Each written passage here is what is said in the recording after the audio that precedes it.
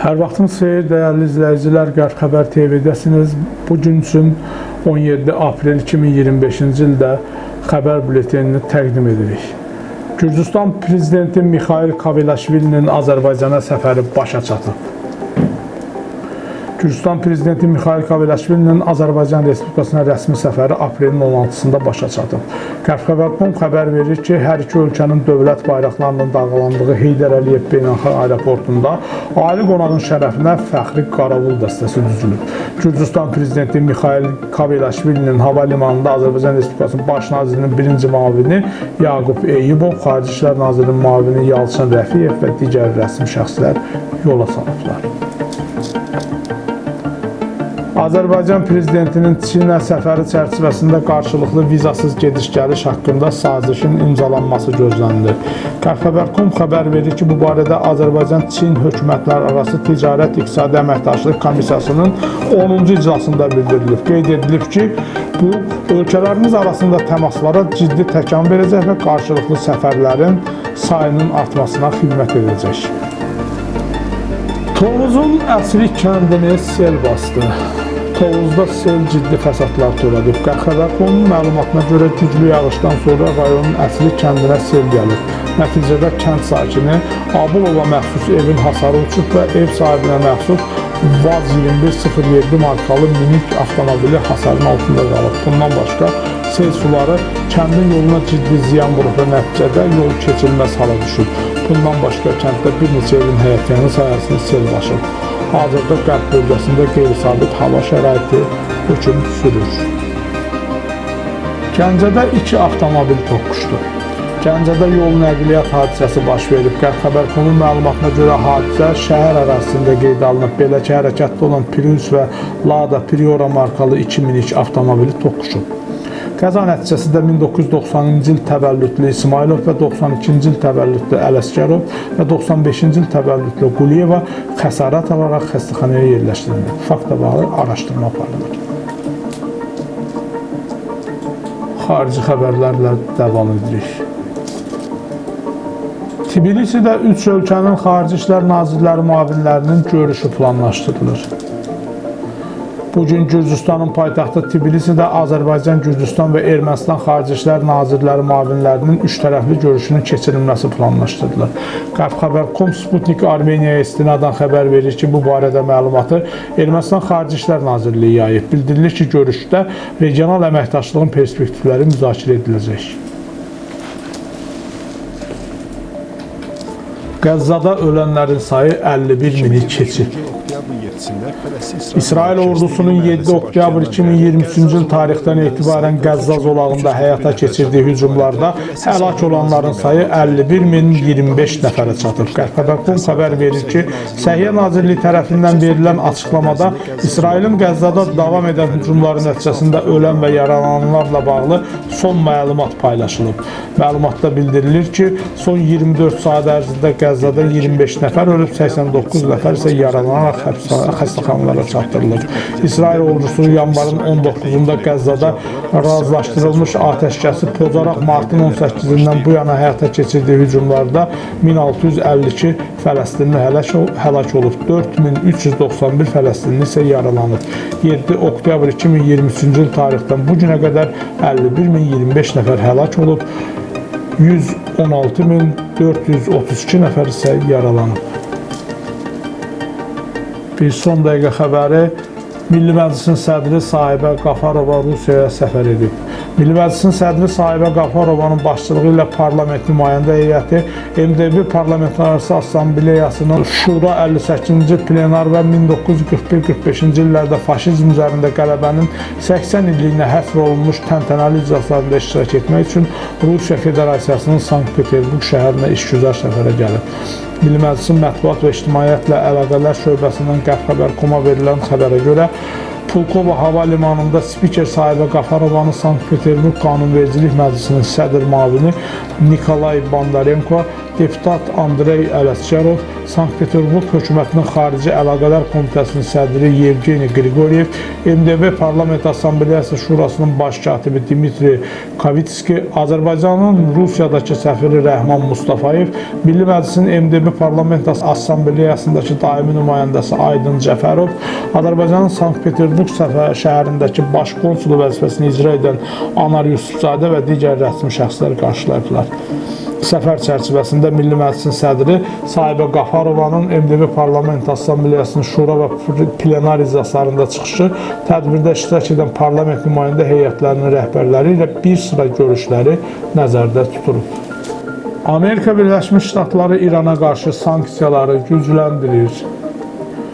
ABŞ İranla əlaqəli neft tankerlərinə qarşı yeni sanksiyalar tətbiq edib. Qərb.com xəbər verir ki, bu barədə məlumat ABŞ Maliyyə Nazirliyinin saytında dərc edilir. Nazirlik 7 müəssisə və 5 tankeri İslam Respublikasının neft ixracı ilə əlaqəsi olduğuna görə sanksiya siyahısına daxil edib. Sanksiyaların bu raundunda hədəflənən şirkətlər müxtəlif ölkələrdə, o cümlədən Panama, Hong Kong, Malayziya, Çin və Marshall adalarında qeydiyyatdan keçib. Bu siyahıya əlavə edilən tankerlər də bu qurumlarla əlaqələndirilib.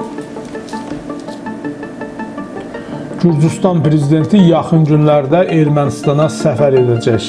Gürcüstan prezidenti Mikhail Kavelaşvili Ermənistana rəsmi səfər edəcək. Qərb.com xəbər verir ki, bu barədə Gürcüstan hökumətinin mətbuat xidməti məlumat yayıb. Qeyd olunub ki, onun İrəvana səfəri aprelin 28-29-unda baş tutacaq. Rüsumların artması iqtisadi artıma mənfi təsir göstərəcək. ABŞ administrasiyasının rüsumları sərtləşdirmə siyasəti çox güman ki, ABŞ-da inflyasiyanın sürətinin artmasına gətirib çıxaracaq və iqtisadi artıma mənfi təsir göstərəcək.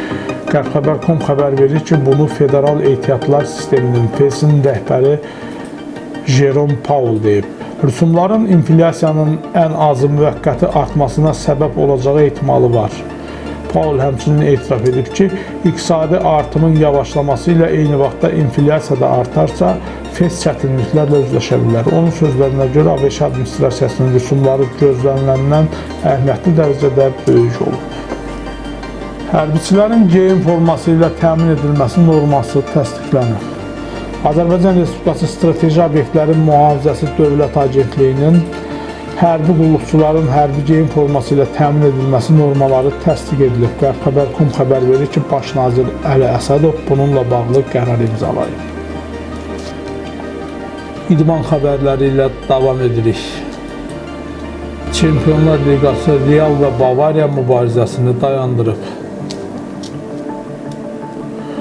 UEFA Çempionlar Liqasının 4-1 final mərhələsinə bugün yekun vurulub. Qərb.com xəbər verir ki, ikinci oyun günündə son yarımfinalçılar müəyyənləşib. Real doğma meydanda Arsenalla üz-üzə gəlib. Bavariya klubu isə İtaliyada Interin qonağı olub. UEFA Çempionlar Liqası 4-1 final cavab oyunları 16 apreldə keçirilib. Real İspaniya, Arsenal İngiltərə 1-2, ilk oyunda isə 0-3 hesabı ilə Arsenal qalib gəlmişdi. Inter İtaliya və Bavariya Almaniya 2-2 hesabı ilə yekunlaşıb. İlk oyunun nəticələrində 2-1 hesabı ilə Inter İtalyanlar qalib olmuşdu. Beləliklə Real və Bavariya mübarizəni dayandırıb. Arsenal və Inter isə yarımfinala vəsiqə qazanıb. 4-1 finalın dünən keçirilmiş digər cavab oyunlarının nəticələrinə əsasən Barcelona, Borussiyanı, Paris Saint-Germain isə Aston Villanı yarışdan kənarlaşdıraraq yarımfinala keçib. Yarımfinalda Barcelona Interlə, Arsenal isə PSG ilə qarşılaşacaq. İdman xəbərləri ilə davam edirik. UEFA Avropa Liqası 4-1 final mərhələsinin cavab oyunları başlayır. UEFA Avropa Liqasında 4-1 final mərhələsinə yekun vurulacaq. Qərb.com bildirir ki, bugün keçiriləcək oyunlardan sonra yarımfinala vəsiqə qazanan komandalar müəyyənləşəcək. Manchester United evdə Lyonu qəbul edəcək. Tottenham səfərdə Eintrachtın qonağı olacaq. Lazio evdə Bodo Glimt-lə, Rangers isə İspaniyada Atletiklə görüşəcək. UEFA Avropa Liqası 4-1 final mərhələsi cavab görüşləri 17 aprel saat 23-də Atletik İspaniya və Rangers Şotlandiya. İlk oyun heç-heçə nəticələnib. Saat 23-də isə Manchester United və Fransanın Lyon komandası qarşılaşacaq. İlk oyun isə 2-2 yenə də bərabərə qalıb. Saat 23-də eyni vaxtda Eintracht Almaniya və Tottenham İngiltərə olacaq. Bu oyunda ilk maç yəni 1-1 bərabərə qalıb. Saat 23-də digər bir maç var. Lazio İtaliya və Bodo Glimt Norveç. Bu oyunda isə ilk oyun 0-2 hesabı ilə Norveç qalib gəlir. Qeyd edək ki, UEFA Avropa Liqasının yarım final mərhələsinə mayın 1-də start veriləcək. Daha bir idman xəbəri ilə buraxılışımız davam edir. UEFA Konferans Liqası bugün yarım finalçılar məlum olacaq. UEFA Konferans Liqasında yarım finalçılar müəyyənləşəcək. Qərb.com-un məlumatına görə turnirin 4-1 final mərhələsinin cavab qarşılaşmaları bugün keçiriləcək. Fiorentina doğma meydanda Sele, Chelsea isə Legia ilə üz-üzə gələcək. Betis Polşada Egollanyanı, Yurgorgen isə Rapidin qonağı olacaq. UEFA Konferans Liqası 4-1 final mərhələsi cavab görüşləri saat 23-də Fiorentina və Sele görüşü. İlk oyunun nəticələri 2-1 hesabı ilə İtalyanların qələbəsi ilə başa çatıb. Saat 23-də Egollonya və Betis qarşılaşması olacaq. İlk oyunda isə İspanlar 0-2 hesabı ilə qalib gəlib. Saat 23-də başqa bir maç Chelsea İngiltərə və Legia Polşa oyunu olacaq və ilk oyunda İngilislər 3-0 hesabı ilə qalib gəlib. Saat 23-də Rapid Avstriya və Yurgorgen İsveç oyunu olacaq. İlk oyunda Avstriyalılar 1-0 hesabı ilə qalib gəlib. Qeyd edək ki, UEFA Konferans Liqasının yarım final mərhələsinə mayın 1-də start veriləcək. Beləliklə, Qərb Xəbər TV-nin günorta xəbər buraxılışı yekunlaşdı. Sağ olun, sağlıqlı qalın.